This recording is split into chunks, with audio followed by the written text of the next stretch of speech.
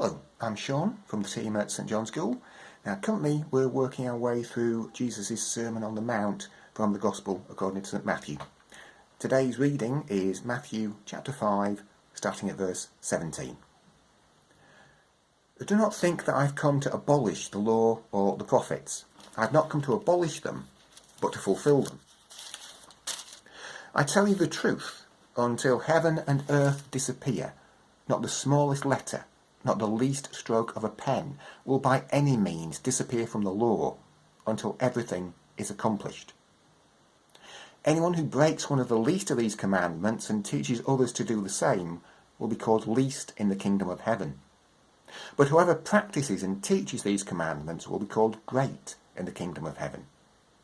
For I tell you that unless your righteousness surpasses that of the Pharisees and the teachers of the law, you will certainly not enter the kingdom of heaven.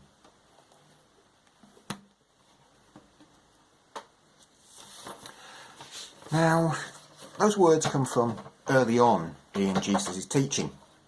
The early days, he had already got some followers, and he was specifically speaking to them. But there was a big crowd who come along as well, who were interested but not yet committed. I wonder how they felt on hearing those particular words. Indeed, how you feel on hearing them today. Because his sermon had started very positively, talking about blessings, being encouraging, telling them they were important and they had a job to do. They needed to shine. But now it starts to sound more challenging. You've got to be better than the Pharisees and the teachers of the law. That's going to be a real challenge. They're the experts. They're the strict ones. Hey, how are we going to cope with this? And the truth is, what Jesus was saying is challenging, but not quite in the way it might sound. It's a bit like one of those murder mysteries where you see the details throughout the show, but it's only when Poirot gets everybody together at the end and explains it all that you see how they fit together. When Jesus talks about the law and the prophets, that's shorthand for saying what we call the Old Testament, the whole of the Jewish Bible. And the two sections, the law, lists of how to behave in various ways, and the prophets, they were, for want of a better word, the lookouts for the nation of Israel. The people who listened to God and were pointing out when they were going off course, when they were straying, and it was time to come back to that calling they had in the law. But also, as the prophets went on, throughout the centuries, there was an increasing sense of learning that this wasn't just for the people of Israel. This was something that was going to spread further. They'd been told that right at the beginning, but the sense of anticipation built up as the centuries went along. So when Jesus says that he hasn't come to abolish the law and the prophets, but to fulfill them, and that the law still applies till everything is accomplished, what does he mean? Well, let me use this example. A couple of years ago, my neighbours had an extension built on the house. Of course, the first thing the builders did was dig down the foundations and lay some drains there. And then as they started to build up, of course they needed scaffolding to allow them to do the building. Now, the scaffolding is long gone, but of course the foundations are still there. The scaffolding wasn't abolished. The scaffolding had fulfilled its purpose and was taken down. But the foundation has to stay there, or the building will collapse. Now, as I said, there was this sense in the Old Testament, increasingly, that someone, or they call the Messiah, was going to come. And that would mean a change to things, and that the word would spread beyond Israel to other nations too. But that fulfilment of the Old Testament actually comes in stages.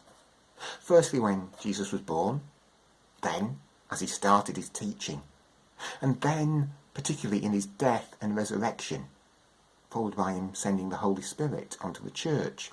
And ultimately, he'll return, and that will be the final fulfilment of that whole story, when God reboots the earth to be perfect. So we're not suddenly now allowed to murder, lie and steal. Those things are all part of the foundation. In fact, in the next section of the sermon, Jesus points out even the small roots of those big sins matter too, as things we have to be careful about. But we're not bound by things like, for instance, the Jewish food laws. We can eat a bacon sandwich. And the Jewish animal sacrifices in the Old Testament, they were there as a pointer to what Jesus would do in his death on the cross, when he would be a sacrifice for all people, taking every sin that ever been committed and that ever would be committed onto himself to make it possible for people to be forgiven. So we don't need those symbolic sacrifices of animals anymore. We've got the real thing that those sacrifices were there to symbolise, the chance to be forgiven and accepted by God. That is the Old Testament being fulfilled. There is still more to come, and we're only part way through there. But the fruit of that fulfilment, even the bits that haven't already arrived, is guaranteed. So, what about this having to exceed the righteousness of the teachers of the law and the Pharisees? Well, in part that's because there were areas that they hadn't understood. They got it wrong. They knew there was going to be a Messiah, but the expectations of what the Messiah would be like were distorted. Even though there were some good ones mentioned in the New Testament, and certainly when the church began after Jesus' death, many Pharisees did become Christians. The thing about the Pharisees was they'd started well with good intentions to keep Israel on course in the same way as the prophets had done before them. But as they became respected and therefore powerful over the years, that of course brought its own set of temptations. Power can corrupt. Certainly that's happened to the church many times. And they ended up with both adding too much strictness to the rules that actually were in the Old Testament, and conveniently finding loopholes to let them do things that certainly the Old Testament, in fact, said were wrong. So, exceeding the righteousness of the Pharisees doesn't mean do more, work even harder, be even stricter. It means be more accurate in your understanding of what's calling. Be deeper in your commitment in your heart. That points to an important thing. It's important when we're trying to work out whether something is scaffolding that we don't have to obey anymore, or foundation, that we don't make that decision based on what's inconvenient. That isn't something I really want to have to live up to, so I'm going to say that's just scaffolding. That doesn't apply now. Now the question is always to understand, even better than the Pharisees did, which parts really do still mean we need to follow them as foundational.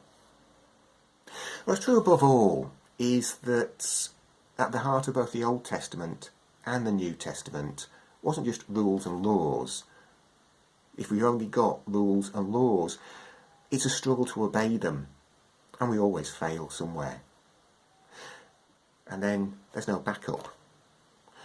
The truth is, there are rules and laws, but they're rules and relationships, laws and love. And that makes it much easier to follow and stick to those rules, because we love the person that's brought them to us, and we love the other people around us. Doesn't mean we don't still fail. We do. But when we fail, we can be forgiven.